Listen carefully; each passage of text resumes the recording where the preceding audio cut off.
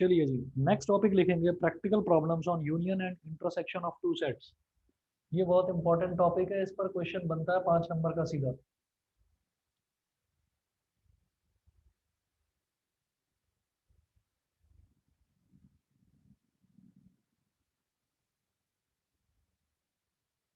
Practical problems on practical problems on union and intersection practical problems on union and intersection of two sets on two sets, या sets लिखो बस, union and intersection of sets, ये लिखिएगा। अब इसमें देखो क्या करना है। देखिए, दो फॉर्मूले मेरे को नोट करने हैं। पहला फॉर्मूला,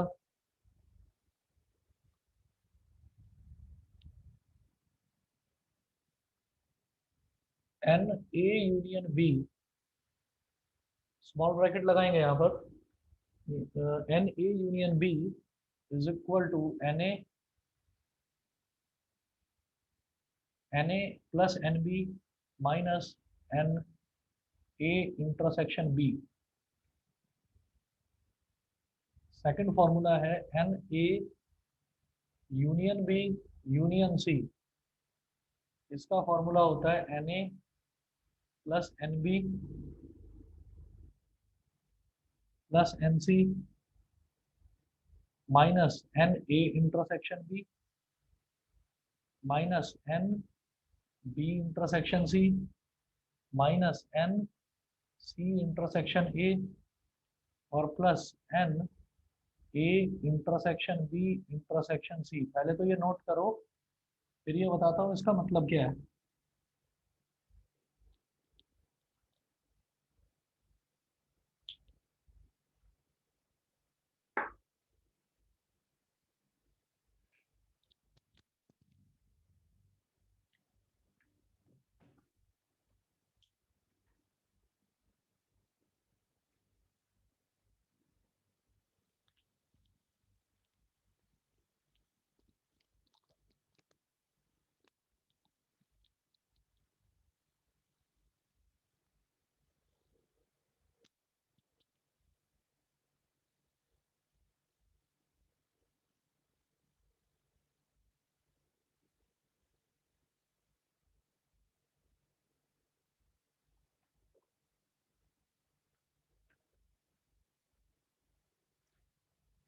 ये नोट करें। इसके बाद में आप लिखेंगे where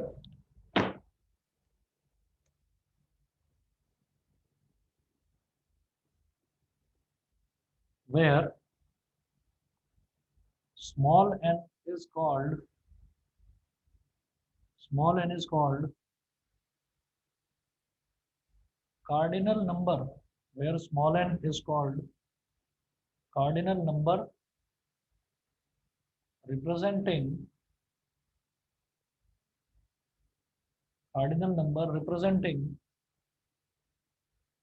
number of elements representing number of elements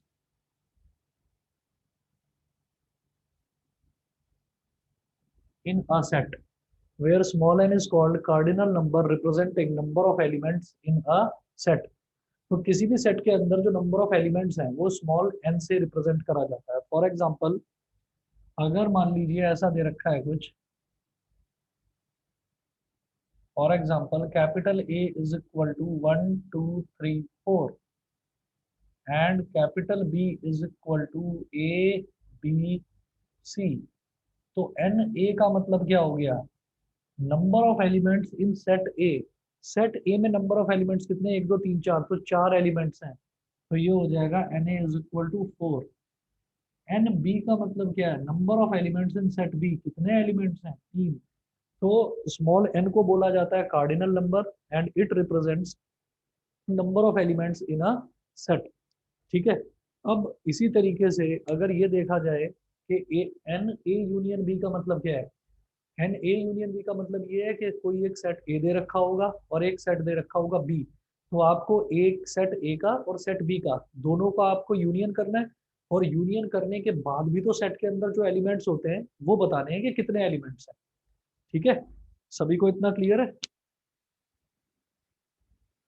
सभी को इतना क्लियर है कि नहीं, बताइए।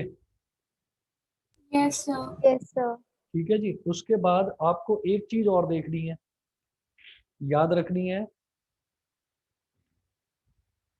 एक बहुत बेसिक सा ऑपरेशन है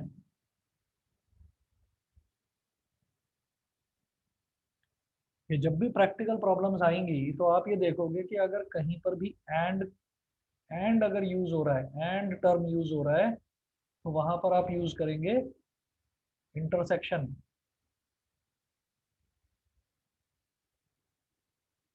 इंटरसेक्शन। और कहीं पर और टर्म यूज हो रहा है तो यहाँ पर आप क्या यूज करेंगे, यूनियन। ठीक है, जैसे मान लीजिए कि अगर मेरे पास कोई सेट है ए, ये दे रखा है ए बी सी डी, और दूसरा सेट है बी, ये दे रखा है सी डी ई एफ। ठीक है, तो अगर मेरे से ये कहा जाए कि ए यूनियन बी निकालो, तो ए यूनियन बी का मतलब होता है कि इनको पूरे को कंबाइन कर दो, पूरे को कंबाइन कर दो। और किस तरीके से करेंगे कंबाइन, ये हो जाएगा A B C D E F, ये कंबाइन हो गया कि नहीं, बताइए। इसमें आप ये देखो कि सी डी जो है वो इसमें भी आ रहा है और इसमें भी आ रहा है, तो दोनों को सी डी को दो बार नहीं लिखेंगे, एक ही बार लिखेंगे। तो ए बी हो गया, सी डी हो गया, और ई एफ हो गया। तो टोटल एलिमेंट्स इसमें 6 हो गए।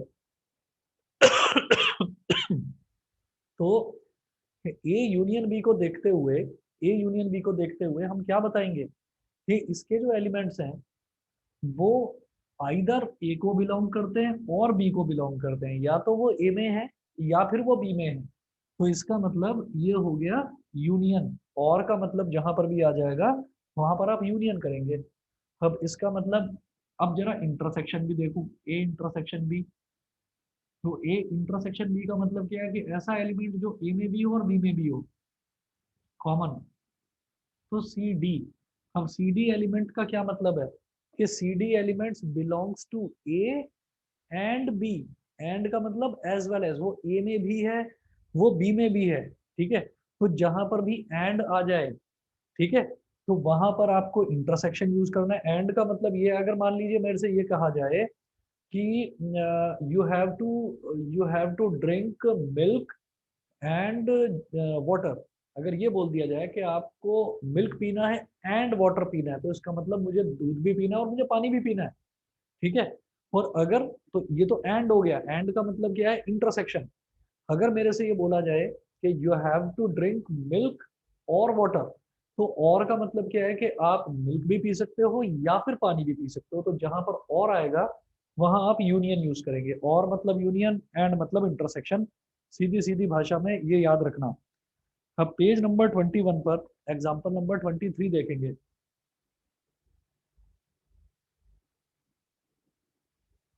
ये मिटा रहा हूँ।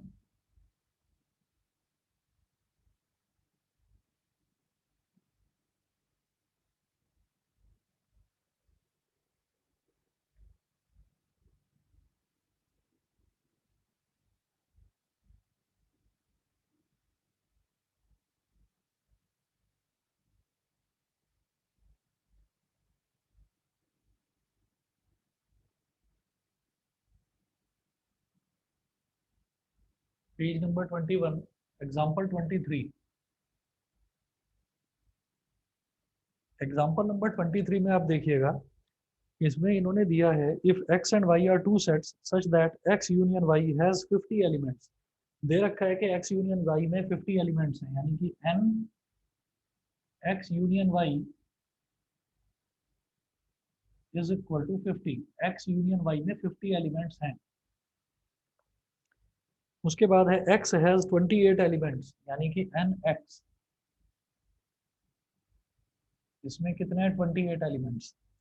y हैज 32 एलिमेंट्स, तो ny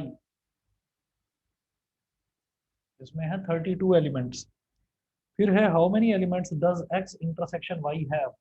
हम कहेंगे since n X union Y is equal to n X plus n Y, n X plus n Y minus n X intersection Y. Values डालो। एन एक्स यूनियन वाई की value है 50, n X की value 28, n Y की value 32 minus n X intersection Y. तो ये minus वाला term है, इसको इधर ले आओ। तो प्लस एन का n X intersection Y. 28 plus 32 कितना हो गया? 32 प्लस 8 40, 40 20 60, 60 और ये प्लस 50 इधर ले गए तो ये हो गया माइनस का 50। तो एन एक्स इंटरसेक्शन वाई ये हो गया 10। मतलब एक्स इंटरसेक्शन वाई में वो पूछ रहे थे कि कितने एलिमेंट्स होंगे, तो ये हमने बता दिया कि एक्स इंटरसेक्शन वाई में एलिमेंट्स होंगे 10। क्लियर है? चलें आगे। बताइए जी, समझ Yes, में आ sir. गया? हाँ, अच्छा जी। अगला देखते हैं, ये एग्जांपल नंबर 23 था। नेक्स्ट देखते हैं एग्जांपल नंबर 24। 24 में देखिएगा, in a school there are 20 teachers who teach mathematics और फिजिक्स। मैथमेटिक्स और फिजिक्स, तो एक स्कूल है, उस स्कूल में 20 टीचर्स ऐसे हैं जो या तो मैथ्स पढ़ाते हैं या फिजिक्स पढ़ाते हैं। एंड नहीं आ रहा। एंड का मतलब क्या होता है? अगर वो बोलते हैं कि in a school there are 20 teachers who teachers maths and physics, इसका मतलब वो मैथ्स भी पढ़ाते हैं और फिजिक्स भी पढ़ाते हैं। लेकिन एंड नहीं, अगर एंड होता तो इंटरसेक्शन, यहाँ तो दे रखा है और। तो इन्होंने बोला in school there are 20 teachers who teach mathematics और फिजिक्स। तो 20 टीचर ऐसे हैं जो या तो मैथ्स पढ़ाते हैं या फिजिक्स पढ़ाते हैं। तो मैंने इसमें बोल दिया let M is for maths teachers and P is for physics teachers. तो मैथ्स के टीचर्स के लिए मैंने एम बोल दिया और फिजिक्स के टीचर्स के लिए पी बोल दिया। अब क्वेश्चन में दे रखा है हु टीचर्स मैथ्स और फिजिक्स, तो यूनियन कितना हो गया? 20, 20 टीचर ऐसे। फिर वो बोलते हैं ऑफ दीज 12 टीच मैथमेटिक्स, 12 तो ऐसे हैं जो मैथ्स पढ़ाते हैं।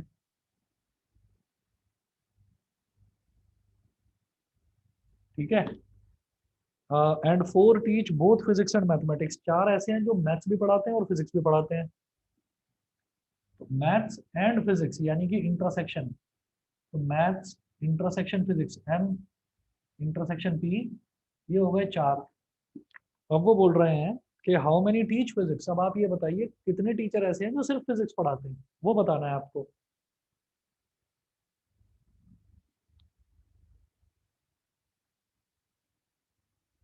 तो यहाँ पर भी यही यूनियन और इंटरसेक्शन वाला फॉर्मूला लगा दीजिए।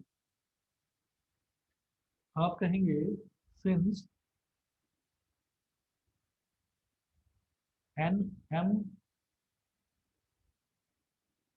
प्लस एन पी और माइनस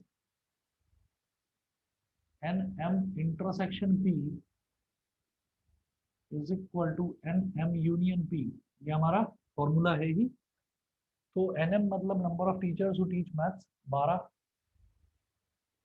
फिजिक्स वाला मेरे को कैलकुलेट करना है, और minus n M intersection P, ये कितना हो गया 4, और एम यूनियन पी कितना हो गया 20। तो n P is equal to 12 minus 4 कितना हो गया 8 इज इक्वल टू 20। अब 8 को उधर ले जाओ तो एन पी हो गया 20 माइनस 8,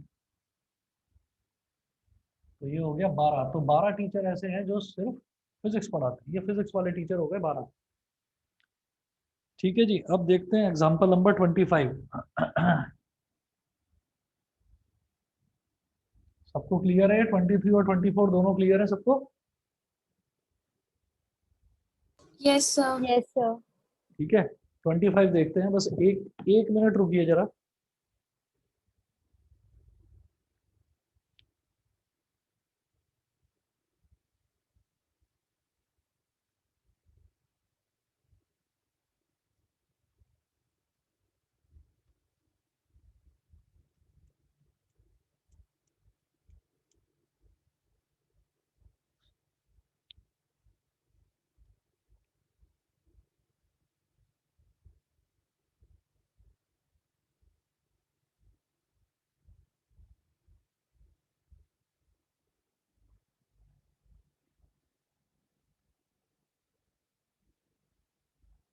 एग्जाम्पल नंबर 25 देखिए। In a class of 35 students 24 like to play cricket. In a class of 35 students, तो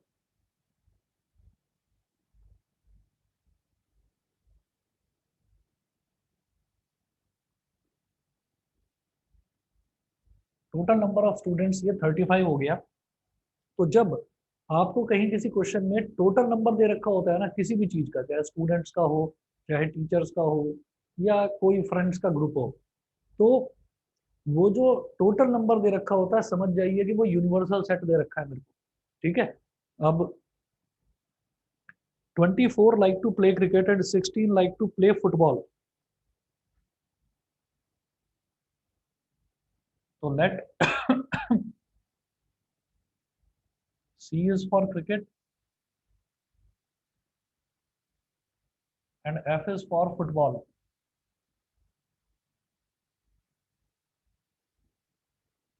So 24 like to play cricket and 16 like to play football. तो फुटबॉल खेलने वाले बच्चे हैं कितने? 16। फिर इन्होंने बोला also each student likes to play at least one of the two games. ठीक है। इसका मतलब क्या है कि जो 35 के 35 बच्चे हैं ना, तो इनमें से हर स्टूडेंट जो है, देखो ऐसा भी हो सकता है ना, हर स्टूडेंट इन दोनों में से कोई ना कोई गेम खेलना पसंद करता है। या तो वो क्रिकेट खेलना पसंद करता है या फिर वो फुटबॉल खेलना पसंद करता है। इन्होंने बोला कि each of these students is likely to play both of these two games. इनमें से कोई ना कोई एक गेम वो खेलना पसंद करता है, जितने भी बच्चे हैं। तो हम ये कहते हैं कि अ, ये 35 के 35 बच्चे, अब इनमें से हो सकता है कुछ बच्चे फुटबॉल खेलना पसंद करें, हो सकता है कुछ बच्चे फुटबॉल खेलना पसंद करें, तो कुछ फुटबॉल खेलना पसंद करें, कुछ क्रिकेट खेलना पसंद करें। तो क्या हो जाएगा इसका union, n C union F, cricket और फुटबॉल का यूनियन, ये क्या हो गया? ये एन यू के बराबर हो गया, मतलब number of elements in universal set.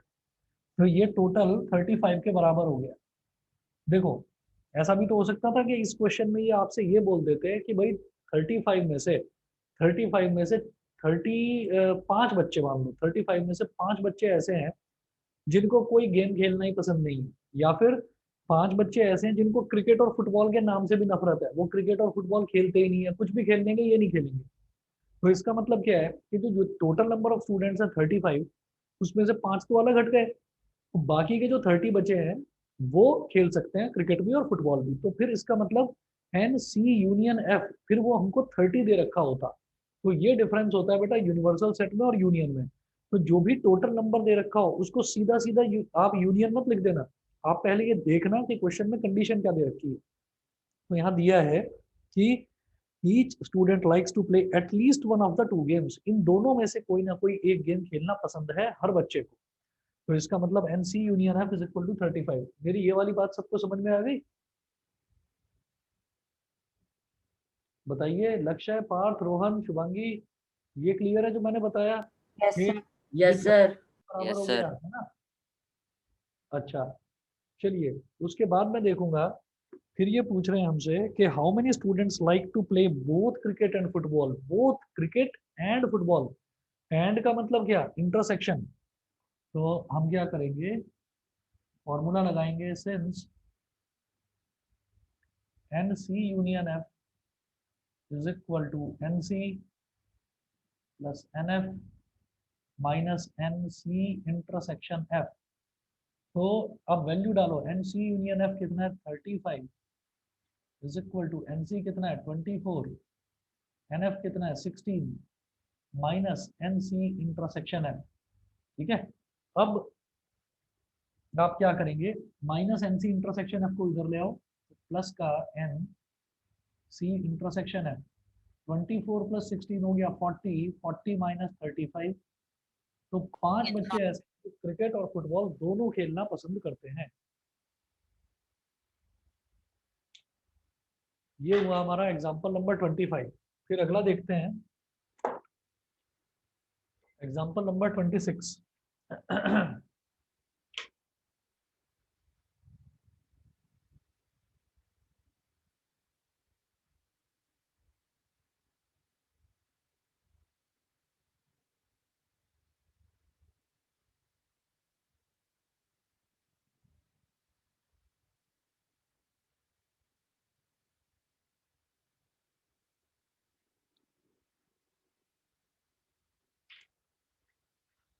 अब देखिएगा, ये एग्जाम्पल नंबर 25, फिर उसके बाद एग्जाम्पल नंबर 26 देखते हैं।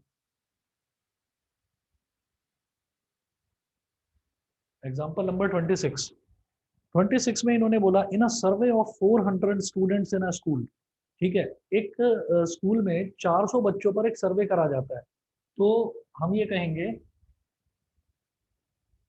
Total number of students involved in survey, मतलब जिन बच्चों पर हम सर्वे कर रहे हैं वो कितने स्टूडेंट्स हैं, वो टोटल दे रखे हैं 400 स्टूडेंट्स। ठीक है, उसके बाद में 100 were listed as taking apple juice, 150 as taking orange juice, and 75 were listed as taking both apple as well as orange juice. Find how many students were taking neither apple juice nor orange juice. ठीक है, अभी बताते हैं।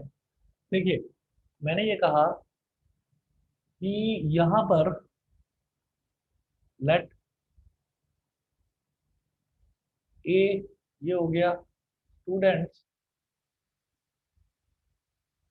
Taking apple juice,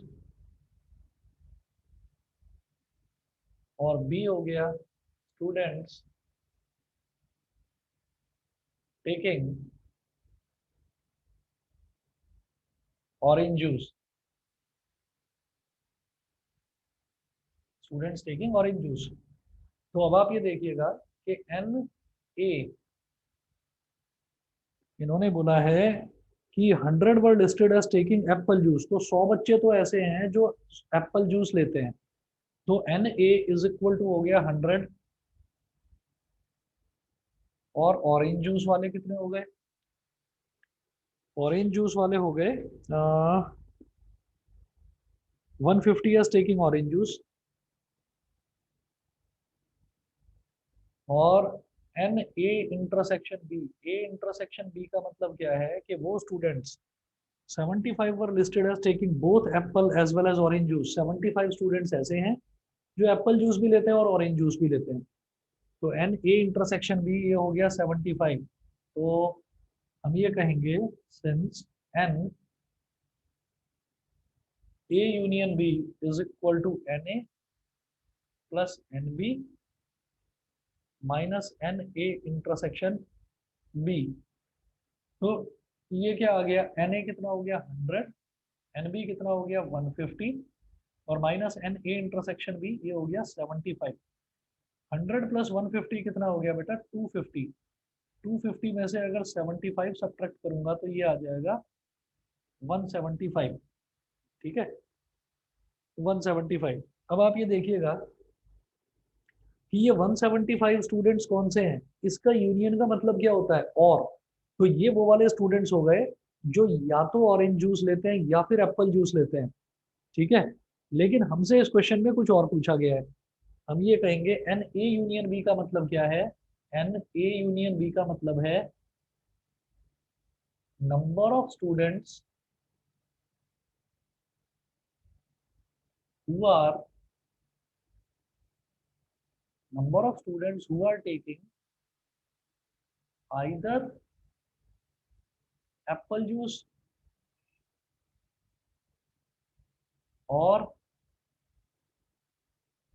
orange juice. Either और वाला फंडा यहाँ पर लगाएंगे, आइदर एप्पल जूस और ऑरेंज जूस। ठीक है, और मुझे क्या चाहिए, मुझे ये बताना है कि वो स्टूडेंट्स बताओ जो ना तो एप्पल जूस लेते ना ऑरेंज जूस लेते। ठीक, तो टोटल नंबर ऑफ स्टूडेंट्स कितने हैं 400, उसमें से आइदर जो बच्चे या तो एप्पल जूस लेते हैं या ऑरेंज जूस लेते हैं तो वो कितने आ गए, 175। 400 में से 175 को सब्ट्रैक्ट कर देंगे तो neither Apple juice nor orange juice वाले आ जाएंगे। बताइए समझ में आया कि नहीं। Yes, sir. ठीक है, बताइए अर्जुन, क्लियर है? Yes sir. ठीक है, तो इसमें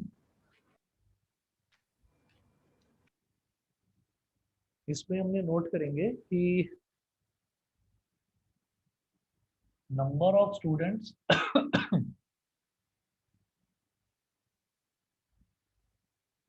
who are taking number of students who are taking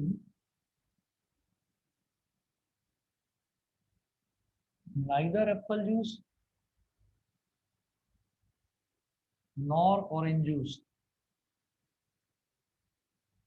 neither apple juice nor orange juice, ये हो जाएगा n a यूनियन b का कॉम्प्लीमेंट, यानी कि यूनिवर्सल सेट में से आप एन ए यूनियन भी सब्ट्रैक्ट कर दो। यूनिवर्सल सेट टोटल बच्चे कितने थे, 400, उसमें से आइदर एप्पल जूस और ऑरेंज जूस वाले हो गए 175, तो 400 में से 175 सब्ट्रैक्ट कर देंगे, 10 माइनस 5 5 हो गया, और 10 माइनस 5 5, 9 माइनस 7 ये हो गया 2, और 3 माइनस 1 225, ये वो वाले बच्चे आ गए neither Apple juice nor orange juice वाले। ठीक है, इसके बाद नेक्स्ट देखते हैं question, example number 27।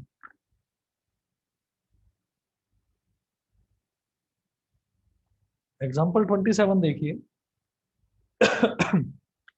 There are 200 individuals with a skin disorder, 200 लोग हैं ऐसे जिनको स्किन डिसऑर्डर है, जिनको कोई ना कोई प्रॉब्लम है ना, स्किन में कुछ ना कुछ प्रॉब्लम है, 200 हैं ऐसे लोग। 120 had been expose to chemical C1। अब वो स्किन डिसऑर्डर कैसे हुआ, उनमें से 120 लोग ऐसे थे जिनकी स्किन पर केमिकल C1 लग गया, है ना, वो एक्सपोज टू C1। तो आपकी स्किन पर कभी कभी कोई केमिकल लग जाता है तो स्किन में कोई ना कोई प्रॉब्लम आ जाती है, तो हम ये कहते हैं कि 120 had been expose to chemical C1, तो 120 लोगों को तो केमिकल C1 लग गया था उनकी स्किन पर, तो स्किन खराब हो गई वहां से। और 52 केमिकल C2, 50 लोग ऐसे हैं जिनकी स्किन पर केमिकल C2 टच हो गया था, तो इस वजह से वो खराब हो गई वहां से skin. And 32 both the chemical C1 and C2, और 30 लोग ऐसे हैं जिनको केमिकल C1 भी टच हो गया, केमिकल C2 भी टच हो गया, तो chemical C1 and chemical C2, यानी कि इंटरसेक्शन वाला दे रखा है ये। Find the number of individuals exposed to chemical C1 but not chemical C2। Second है chemical C2 but not chemical C1। Third है केमिकल C1 और केमिकल C2। ठीक है, तो सबसे पहले हम इसमें ये देखेंगे कि यहाँ पर इन्होंने दे रखा है total number of individuals with skin disorder, तो नोट करें total number of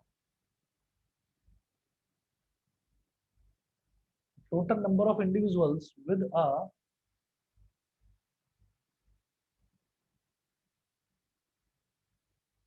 skin disorder, तो कितने हैं टोटल नंबर ऑफ इंडिविजुअल्स, 200 लोग हैं। ठीक है, 200 लोग हैं जिनकी स्किन में कोई डिसऑर्डर हो गया, कोई प्रॉब्लम आ गई है।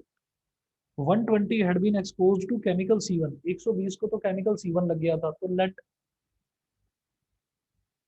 या लेट छोड़ो, NC1 ये वाले कितने हैं, 120।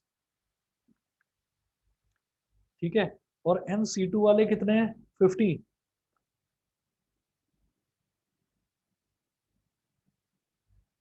NC2 वाले हैं 50।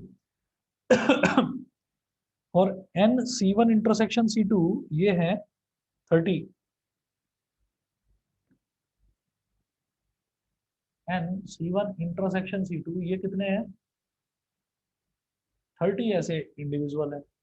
अब उन्होंने फर्स्ट पार्ट में क्या पूछा है, बिल्कुल अलग चीज पूछी है, तो इसके लिए मैं ना एक वेन डायग्राम बनाकर आपको समझाऊंगा, तो आसानी से आ जाएगा समझ में।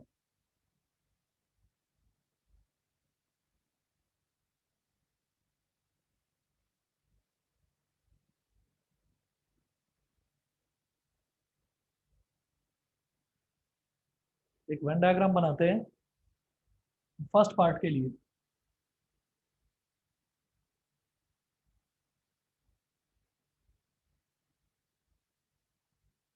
या छोड़ो, पहले एक वेन डायग्राम बनाओ। इसमें मुझे क्या करना है कि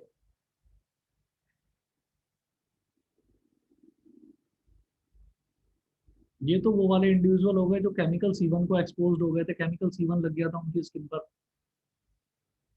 ये वो वाले इंडिविजुअल्स हो गए जिनकी स्किन पर केमिकल C2 लग गया था। अब number of individuals expose to chemical C1 ये कितने, 120 हैं।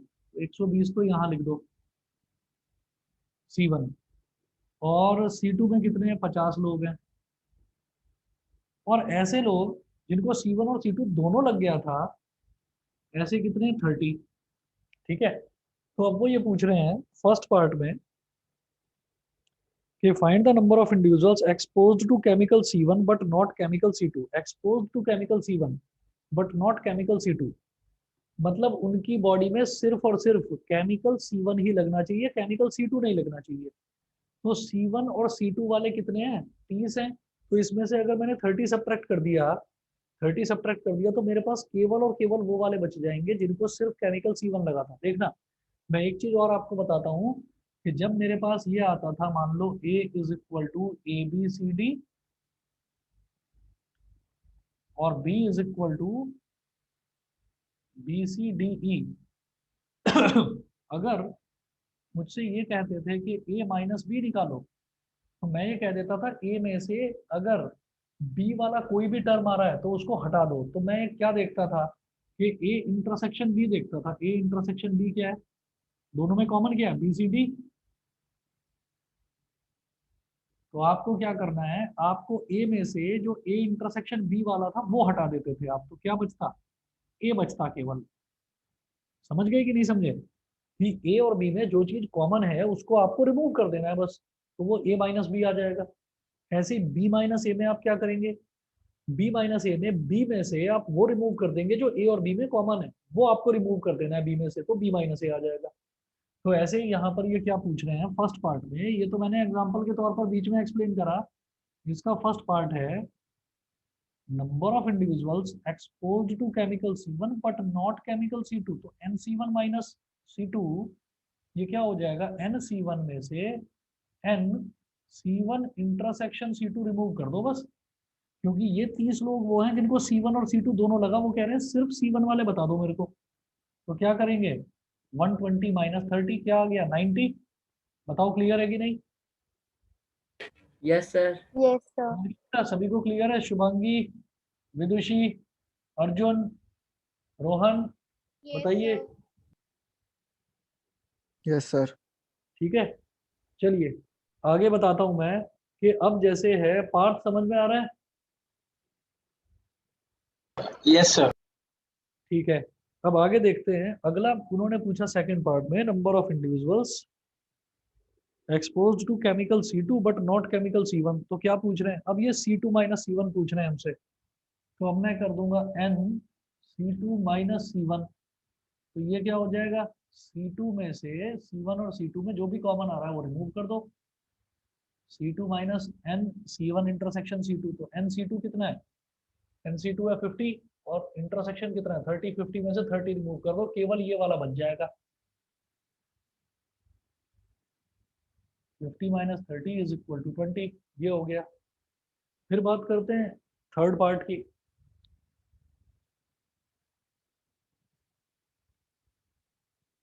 तो थर्ड पार्ट में तो कुछ है नहीं। थर्ड पार्ट देखो इन्होंने क्या पूछा है, number of individuals exposed to chemical C1 और केमिकल C2। तो और का मतलब क्या है कि यूनियन पूछ रहे हैं, तो यूनियन तो आप सीधे सीधे कर ही लेंगे। ठीक है, इसको मैं छोड़ रहा हूँ बेटा, एक्सरसाइज 1.6 करिए, और फिर हमारा इसमें मिसलेनियस बचता है, मिसलेनियस कराता हूँ मैं आपको कल। आज इतना ही करते हैं, एक्सरसाइज 1.6 कंप्लीट कर लेना इसकी। ठीक है, यस सर। चलिए जी, फिर आज के लिए इतना ही करेंगे। Thank you, sir. Thank you, sir.